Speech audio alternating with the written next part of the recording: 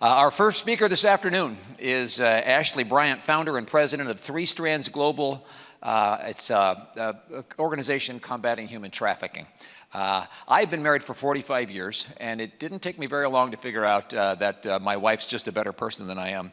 That is also true in Ashley's house. Ray will be back up here in just a little bit. You heard from him earlier, but he and I both have that in common, trust me. Ashley's the author of the first of its kind human trafficking prevention education bill that became a law here in California in 2018. She brings the educational background and the passion and the faith, really, that's necessary to impact the world in a very real way when it comes to ending human trafficking. So if you would, please welcome Ashlie Bryant.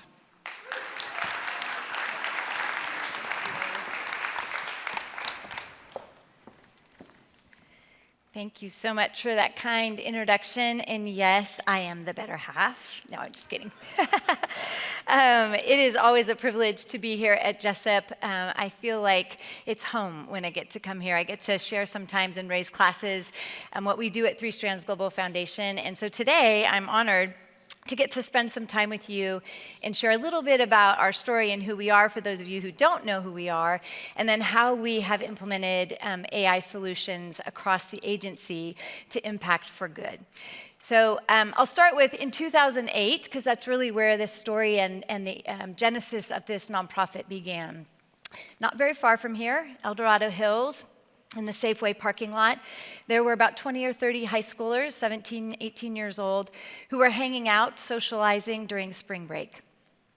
A 22-year-old attractive young man befriended this group. Some of the kids knew him as an acquaintance, but what they didn't know is that he was a human trafficker.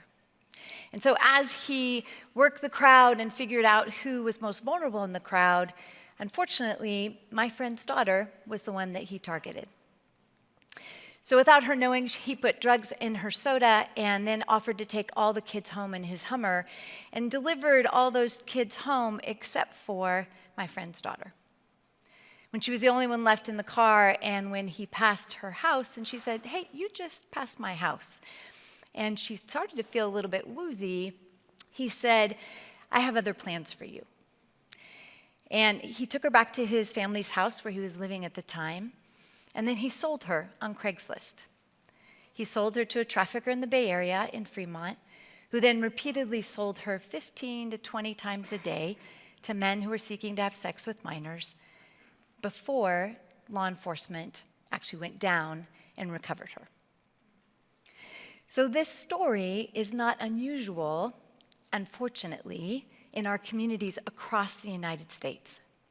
Human trafficking happens, it happens in plain sight. It's something that we say often in this movement that we need to be alert and aware to, and yet we sometimes don't want to talk about it because it is very, very heinous and very dark. Now, what happened was that there was a trial. She was recovered by law enforcement, which was a huge blessing and a praise. A lot of healing and counseling that poured in initially. Not a lot of people knew back then the term human trafficking in and around Greater Sacramento. But we sat around my kitchen table.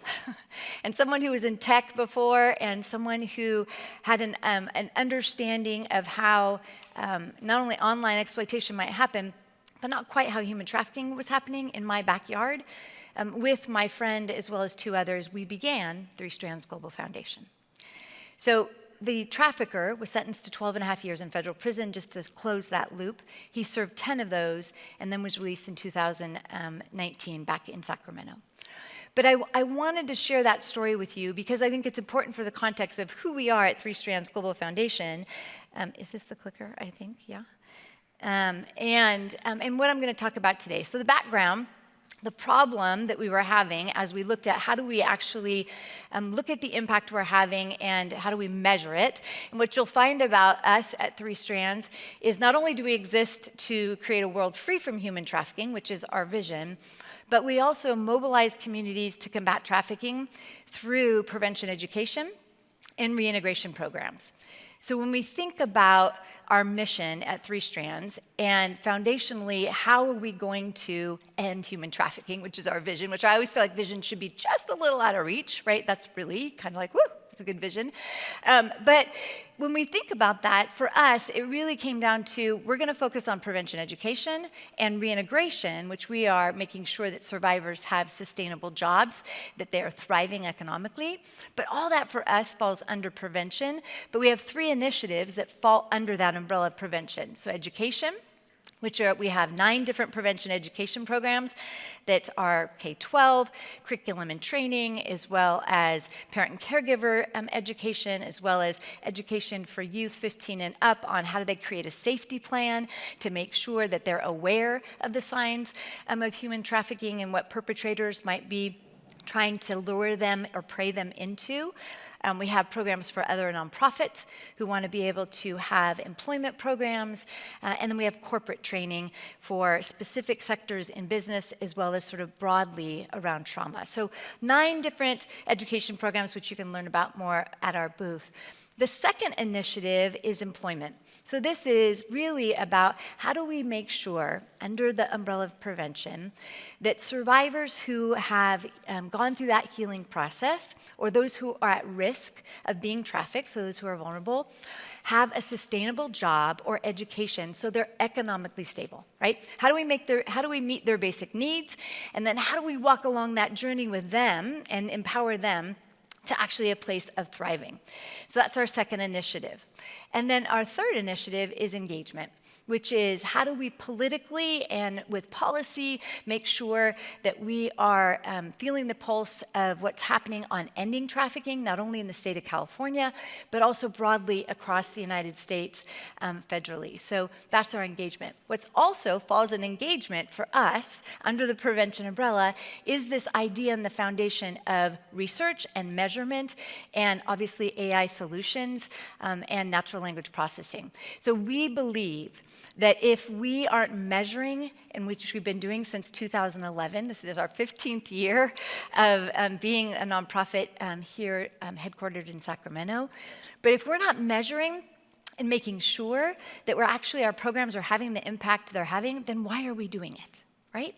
So for us, that part of it falls under engagement. So I want to talk a little bit about one program with our education. So we have 9, but there's one in particular that we've used an AI solution that I'm going to actually share with you today. Back in 2011, when my friend's daughter and I was taking her to work, and she said to me one morning, she said, you know, Ashlie, if I had understood what that trafficker was doing in that parking lot by asking me all the questions he was asking to figure out my vulnerability, I probably would never have gone in the car for him to take me home. And the first thing I said was, it was not your fault, right? And so I said, but where could we have been? Where could Three Strands Global Foundation have been to make sure that we were there to help it so that you could have understood? And she said, you could have been in school. And so I'll never forget, I got in my car, I drove right back to Oak Ridge High School. She happened to be a student at Ponderosa when all of that, the trafficking happened.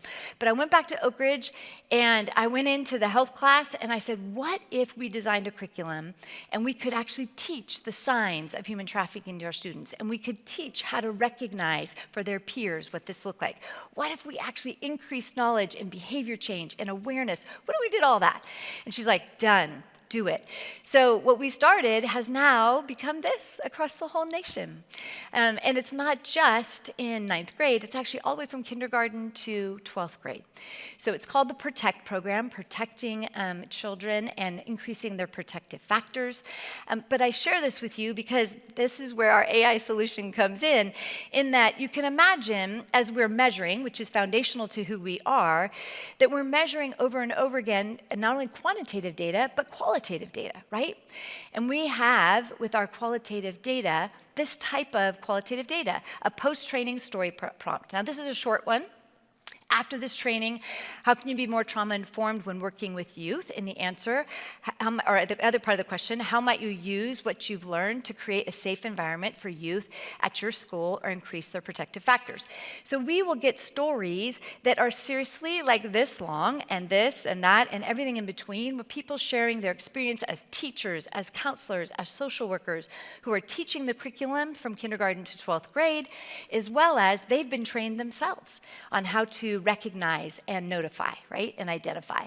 And so all of these stories are pouring in from across the nation as we reach 1 million kids and 150,000 almost adults, teachers, counselors, and social workers.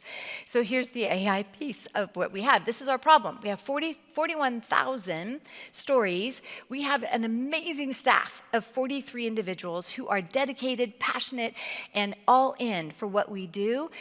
And the issue was we had to actually kind of look at this math problem, right? There are 41,000 stories, 4 minutes-ish a story to be able to evaluate. That's 164,000 minutes. So as I'm looking through our dailies as the CEO, I'm thinking, oh my gosh, they're spending an enormous amount of time on reading stories, which is great. However, kind of like Trey said, efficiency and productivity, and we measure things, and our impact is to actually end human trafficking. How do we do that if we're constantly reading stories? Right? So we looked at this math problem, and then we said, okay, so that actually even equals 1.3 work years for us. So it wasn't just about, we wanted to read the stories and they're powerful, but it was taking away from our mission of actually being able to combat trafficking, right?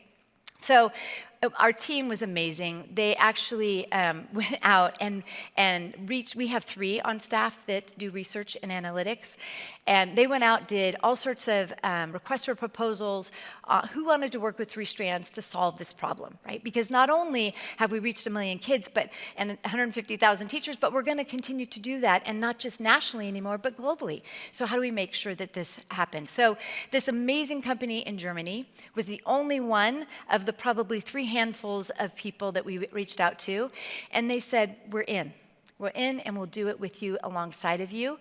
And so our team, alongside Levity, built a custom natural language processing model that reads, analyzes stories for key topics.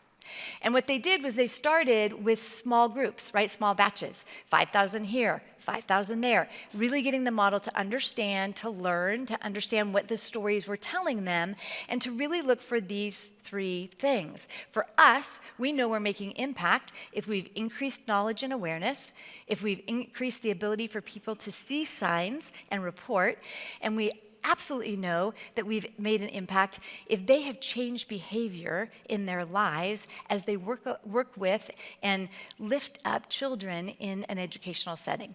Now, again, this is one of our 9 programs, and this is the Protect program, but you can see for me as a CEO, all of a sudden I'm like, whoo, hallelujah, I have now saved not only one person of a work time, but I've also saved us the ability to be able, or shown us the ability to see where we're actually having impact with this program in particular, which is pretty powerful.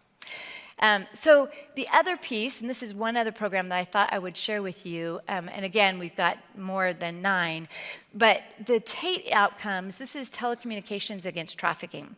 So one of the CEOs here locally came to me and said, hey, Ash, I got a problem. I've got my tower workers and my line people who are out in the field across the United States. They are seeing things in hotels, they are seeing things in airplanes, and it is what they suspect is trafficking or exploitation of some part, some way. How do we make sure that they are trained and they're educated so that they can actually recognize the signs and report in the right way, in the right manner?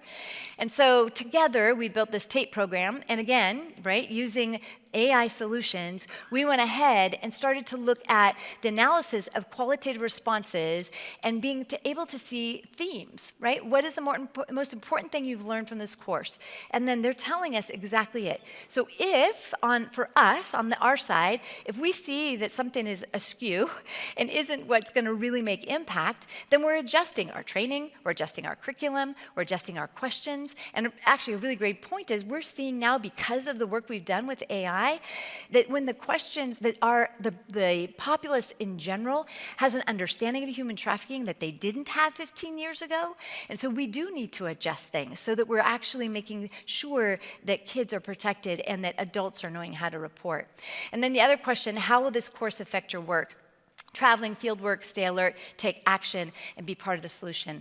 What I love about this too is that one of the Tate trainees or people who were educated came to us and said, I was in my hotel room, happened to hear a little voice when I was in the bathroom through the vent, and I thought, am I hearing things? And as he followed through with what he had learned and what we saw through the outcomes using the AI solution, we actually were able to hear from him directly that law enforcement came because he had alerted them, the front desk was alerted, and a little 7-year-old boy was taken out of that hotel and was recovered and got the services that he needed.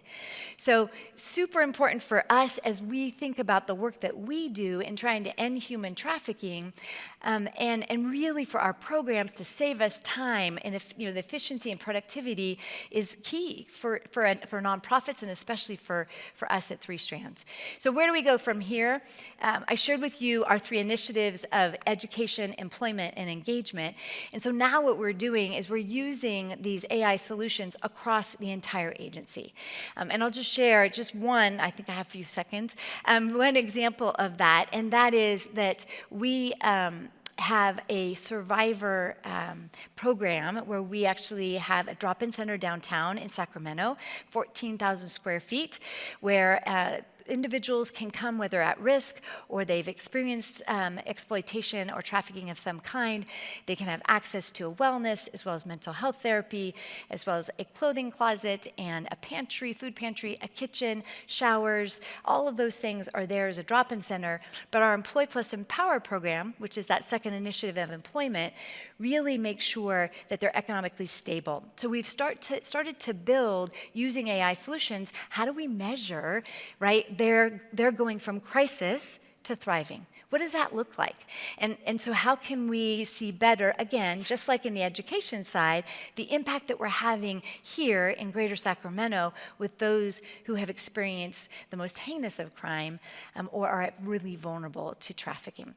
So for us, this is something that we are leaning in.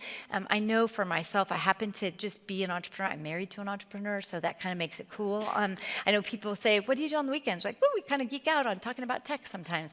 But I think for us in the nonprofit side, it's so important not to lose sight of using AI to help us understand how we are making this impact. And what began 15 years ago, and the Lord really speaking in to say, hey, I really believe that this is a space you need to step into. I hadn't done nonprofit work except for volunteering, hadn't managed, but we sure learned a lot in 15 years of being the CEO and juggling that. And we all know as leaders that we need to be really aware and have our fingers on the pulse of those things, those technologies that can help for good. And I believe strongly, and we have used AI for good. So I'm so grateful. If you have any questions for our team, our research team is here to answer any questions today. But thank you so much for listening, and thank you so much for your time and for being here.